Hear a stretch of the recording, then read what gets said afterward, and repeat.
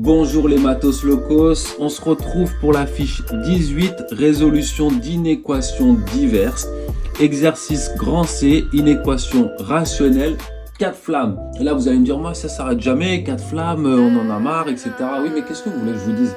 Moi j'essaye de vous donner le contenu pour pouvoir avoir 20, normal. Comme d'habitude il suffit de télécharger les fiches, d'imprimer tout ça et d'en remplir en même temps que moi pour avoir une bonne note normale.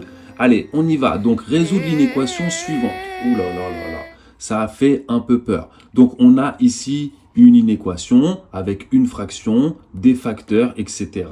Ok, comme il y a une fraction qui apparaît, la première chose à faire, c'est de déterminer l'ensemble sur lequel l'inéquation admet des solutions. Alors, très souvent, on vous demande en réalité de résoudre l'inéquation suivante sur un certain intervalle. On a déjà au préalable fait ce travail à votre place. Mais au cas où ça n'a pas été fait, il faut toujours le garder en tête. Donc ici, on travaille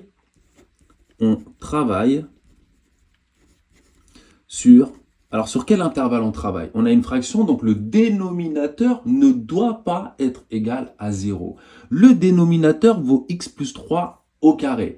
X plus 3 au carré est égal à 0. Ici, regardez feuille de brouillon comme d'habitude. X plus 3 au carré est égal à 0, équivaut à x plus 3 égale à 0, équivaut à x égale moins 3. Eh bien, le nombre moins 3 doit être exclu de l'ensemble de définition de cette fraction rationnelle. On travaille donc sur R privé de moins 3. Ok. Et maintenant, qu'est-ce qu'on doit faire? On suit la méthode, déterminer le signe de chacun des facteurs, puis faire un grand tableau de signes. Ok, pas de souci. Donc, on y va. Il y a 1, 2, 3 facteurs. Signe de x plus 1. D'abord, le signe de x plus 1. Comment je fais pour déterminer le signe d'une fonction affine? Je pose la question à ma feuille. Pour quelle valeur de x plus 1 est-elle positive? C'est une question que je pose. La feuille me répond instantanément pour tous les x supérieurs ou égal à moins 1. Donc après moins 1, ce que j'écris là ici n'est pas nécessaire. Le prof comprend très bien ce que vous faites. C'est une question que vous êtes en train de poser. Vous n'êtes pas en train de dire que x plus 1 est positif. On l'a déjà vu plusieurs fois ici. Et encore une fois, dans les prérequis, je vous ai rappelé ça. Je vous remets le lien ici. Allez, c'est parti. Maintenant, signe de celui d'en bas, x plus 3 au carré, signe de x plus 3 au carré. Ici, c'est toujours positif. Positif, pourquoi à votre avis? Car c'est un carré. Ok, on continue. Signe de x au carré moins 4x plus 4. C'est des titres, hein, c'est pour ça que j'ai fait ça comme ça. Comme ça, au moins, c'est clair. Tout le monde comprend ce que vous faites. Ici, je vais calculer le discriminant delta, parce que j'ai un polynôme du second degré. C'est comme ça qu'on détermine le signe des polynômes du second degré, contrairement au signe des fonctions affines, que l'on peut étudier directement. Delta, donc b au carré, donc moins 4 au carré, moins 4 fois a fois 4, ce qui donne 16, moins 16, ce qui donne 0. Et bien, quand le discriminant est égal à 0, alors, donc, x au carré moins 4x plus 4 est du signe de 1. Donc positif, tout simplement. Pas besoin de chercher des racines, etc. Nous, ce qui nous intéresse, c'est le signe. La racine ici ne nous intéresse pas. Ok, j'ai le signe de mes 3 facteurs. Je vais pouvoir maintenant faire un grand tableau de signes. Alors, moi, vous voulez pas, je vais faire ça à la main. Hop, voilà. Une ligne. Vous ne faites pas à la main, vous. Hein. Moi, j'ai le droit de faire des choses que vous n'avez pas le droit de faire.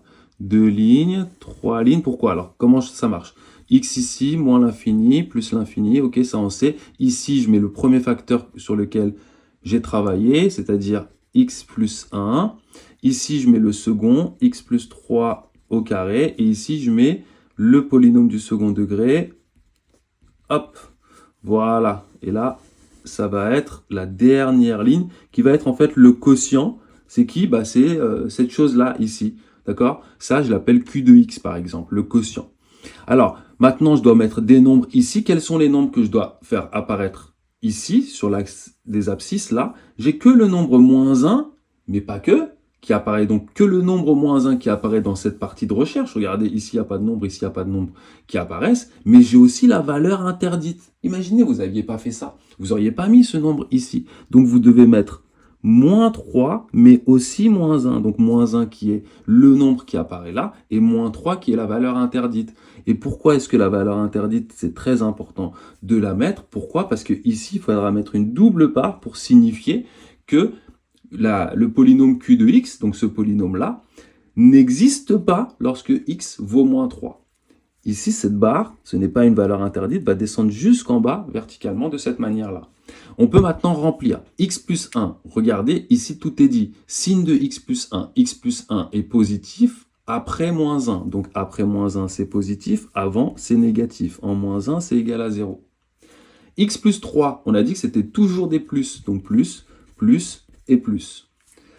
X au carré moins 4x plus 4, bah ça aussi, on a dit que c'était toujours du signe de 1. Donc, toujours plus, plus, plus. Alors, si, dans l'éventualité, vous le verrez avec l'exercice « Entraîne-toi », s'il y a des racines qui apparaissent ici, donc le signe va changer. Vous allez devoir mettre les racines dans votre tableau et bien faire attention à remplir cette ligne-là correctement.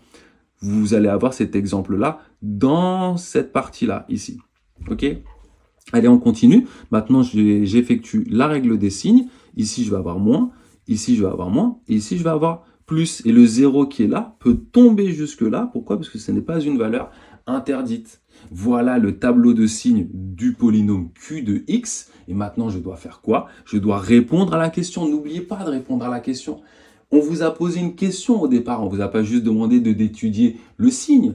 On vous a demandé pour quelle valeur de x cette chose-là est négative ou nulle. Il faut répondre à la question. Bah, cette chose-là, Q de x, est négative ou nulle ici et là. Donc ainsi, Q de x inférieur ou égal à 0 équivaut, alors je vais revenir ici pour avoir de la place, à x appartient à moins l'infini point virgule moins 3 exclu car c'est une valeur interdite, union moins 3 point virgule moins 1 que l'on inclut car on est d'accord lorsque c'est égal à 0. Voilà le résultat recherché. Je vous laisse prendre la correction tranquillement, réfléchir à tout ça. Ça, c'est important aussi à savoir faire pour gagner des points. Qu'est-ce que vous voulez que je vous dise? Et n'oubliez pas, happy day!